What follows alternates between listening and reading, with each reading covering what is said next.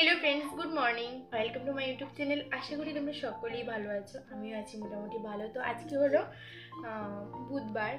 आज के तेमन कोनो ब्लग आपलोड करिनी। और रोज दिन ब्लग दिते भालो लागे ना, एकघेয়েমি ब्लग देखते भालो लागছে না হয়তো বা তোমাদের। তো সেই জন্য আজকে শুধু যা যা রান্না করেছি সেটাই তোমাদের সাথে শেয়ার করব। তো নেক্সট দিন কালকে আবার ব্লগ আপলোড করব। তো আজকে চলো এই কি রান্না করেছি সেটাই তোমরা দেখে নাও। চলো এদিকে দেখো, আজকের মেনুতে হচ্ছে আলু ভাজি, পাতলা করে আলু ভাজি করেছি এই যে। আর এদিকে হচ্ছে বেগুন ভাজি, চাপচাপ করে করেছি বেগুন ভাজি আর আলু ভাজি।